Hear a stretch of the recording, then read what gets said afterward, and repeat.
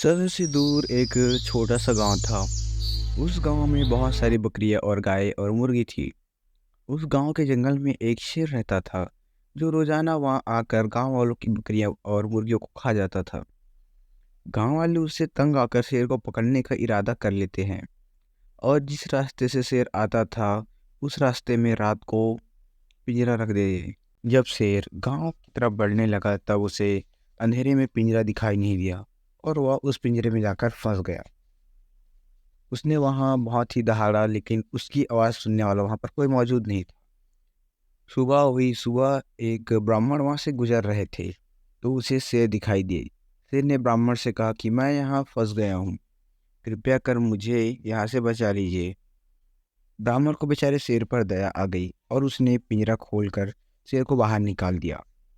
जैसे ही शेर पिंजरे से बाहर निकला, उसने ब्राह्मण पर झपट्टा मारने की कोशिश की। इतने में ब्राह्मण पेड़ पर झट से चढ़ गए। शेर पेड़ के नीचे ही बैठ गया और उसे इंतजार करने लगा कि कब ब्राह्मण नीचे आए तो उसे खा सके। उसी पेड़ पर एक चतुर बंदर बैठा था। यह सब उसने देखा और बंदर ने ब्राह्मण से कहा कि क्या हुआ भाई। ब्राह्मण ने कहा कि मैंने शेर की जान बचाई और उसे पिंजरे से बाहर निकाला, लेकिन अब यह मुझे ही खाना चाहता है।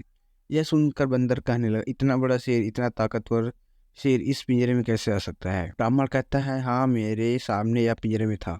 इस पर बंदर कहता है कि मैं तो यह नहीं मान ही नहीं सकता, इतना बड़ा शेर इस पिंजरे में कैसे आ सकता है और इतनी देर तक रह सकता है। यह सुनकर शेर ने कहा, मैं इस पिंजरे में था। यूँ सुनकर बंदर कहता है, नहीं, मैं यह मानने को तैयार नहीं हूँ। शेर का सब्र का बांध टूट गया और उसने सोचा कि ऐसा कैसे, मैं नहीं जा सकता, यह देखो मैं दोबारा तुम्हें जाकर दिखाता हूँ।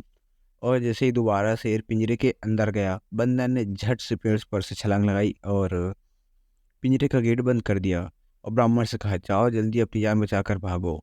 मॉरल, इस कहानी से हमें यह सीख मिलती है कि हमें कभी भी जो दिखता है उस पर हमें भरोसा नहीं करना चाहिए, और जो हमें दुश्मन लगे या जो हमारे प्रजाति का विरोधी हो, उसे हमें कभी भी उसकी बातों में नहीं आना चाहिए।